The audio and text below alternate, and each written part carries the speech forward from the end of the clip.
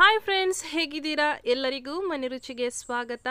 ಈ ವಿಡಿಯೋ ನಿಮಗೆ ಇಷ್ಟವಾದರೆ ಪ್ಲೀಸ್ ಲೈಕ್, ಶೇರ್, ಸಬ್ಸ್ಕ್ರೈಬ್ ಮಾಡಲು ಮರಿಬೇಡಿ. ಇವತ್ತು ನಾವು ತುಂಬ ಸಿಂಪಲ್ ಆಗಿ ಬೆಂಡೆಕಾಯಿ ಮಸಾಲ ಹೇಗೆ ಮಾಡೋದಂತ ನೋಡೋಣ ಬನ್ನಿ. ನಾನಿಲ್ಲಿ ಒಂದು ಪಾತ್ರೆಯನ್ನು ಬಿಸಿ ಮಾಡಲಿಕ್ಕೆ ಇಟ್ಟಿದ್ದೇನೆ. ಅದಕ್ಕೆ ಸ್ವಲ್ಪ ಎಣ್ಣೆಯನ್ನು ಹಾಕ್ತಾ ಇದ್ದೀನಿ.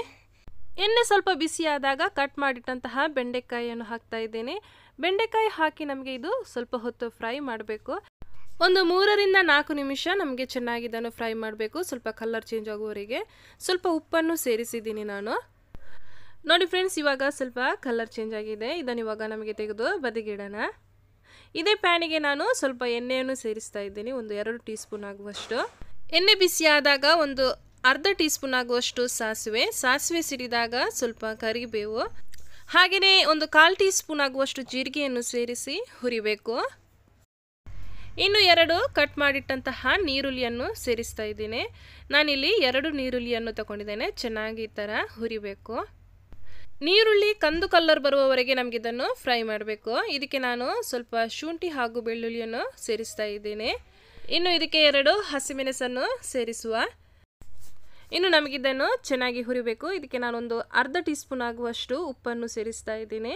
ಉಪ್ಪನ್ನು ಸೇರಿಸಿದರೆ ನಮಗೆ ನೀರುಳ್ಳಿ ಬೇಗನೆ ಬಾಡಿ ಸಿಗುತ್ತೆ. ಸೊ ನೋಡಿ ಫ್ರೆಂಡ್ಸ್, ಇವಾಗ ನೀರುಳ್ಳಿ ಚೆನ್ನಾಗಿ ಬ್ರೌನ್ ಕಲರ್ ಆಗಿದೆ ನೋಡಿ. ಇನ್ನು ನಮಗೆ ಇದಕ್ಕೆ ಮಸಾಲ ಹುಡಿಯನ್ನು ಸೇರಿಸಬೇಕು. ಗ್ಯಾಸನ್ನು ಲೋ ಮಾಡಿ 1/4 ಟೀ ಸ್ಪೂನ್ ಆಗುವಷ್ಟು ಅರಶಿನ ಹುಡಿ, 1 ಟೀ ಸ್ಪೂನ್ ಕೊತ್ತಂಬರಿ ಹುಡಿ ಹಾಗೂ 1 ಟೀ ಸ್ಪೂನ್ ಕಾಶ್ಮೀರಿ ಮೆಣಸಿನ ಹುಡಿಯನ್ನು ಹಾಕಿ ಚೆನ್ನಾಗಿ ಹಸಿ ವಾಸನೆ ಹೋಗುವವರೆಗೆ ಹುರಿಯಿರಿ. ಪೌಡರ್ನ ಹಸಿ ವಾಸನೆ ಹೋದ ಬಳಿಕ ನಮಗೆ ಇದಕ್ಕೆ ಟೊಮೆಟೊವನ್ನು ಸೇರಿಸಬೇಕು. ನಾನಿಲ್ಲಿ 2 ಟೊಮೆಟೊವನ್ನು ಕಟ್ ಮಾಡಿಟ್ಟಿದ್ದೀನಿ. ಇದನ್ನು ಇವಾಗ ಚೆನ್ನಾಗಿ ಮಿಕ್ಸ್ ಮಾಡಿ. ಟೊಮೆಟೊ ಚೆನ್ನಾಗಿ ಕುಕ್ ಆಗಬೇಕು. ಅದಕ್ಕೆ ನಮಗೆ ಇದನ್ನು ಮುಚ್ಚಳವನ್ನು ಮುಚ್ಚಿಟ್ಟು ಟೊಮೆಟೊವನ್ನು ಬೇಯಿಸುವ.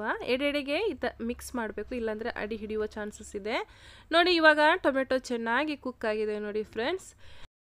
ಇನ್ನು ಈ ಮಸಾಲಕ್ಕೆ ಮೇಯ್ನ್ ಇಂಗ್ರೀಡಿಯೆಂಟ್ಸ್ ಹಾಕಬೇಕು. ಅದೇನೆಂದರೆ ಮೊಸರು. ನಾನಿಲ್ಲಿ ಒಂದು 1/4 ಕಪ್ ಆಗುವಷ್ಟು ಮೊಸರನ್ನು ತಗೊಂಡಿದ್ದೇನೆ. ಅದನ್ನು ಚೆನ್ನಾಗಿ ಮಿಕ್ಸ್ ಮಾಡಿ ಹಾಕ್ತಾ ಇದ್ದೀನಿ.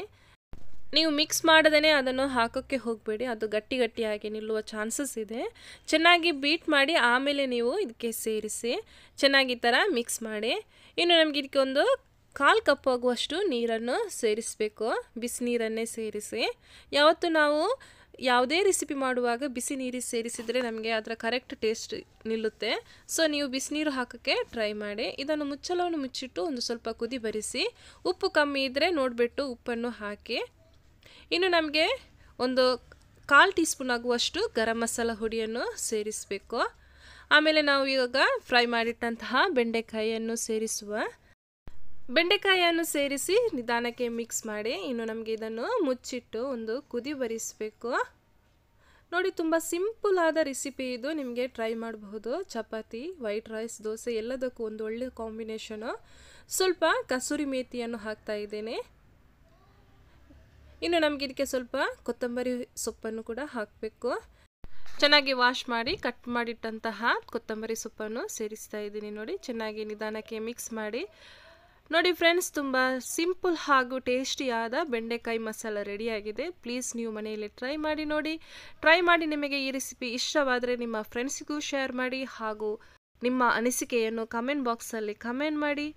ಮತ್ತೊಂದು ಒಳ್ಳೆಯ ರೆಸಿಪಿ ಜೊತೆ ನಾನು ಮತ್ತೆ ಸಿಗ್ತೀನಿ. ಅಲ್ಲಿವರೆಗೆ ಬಾಯ್ ಬಾಯ್. Thank you.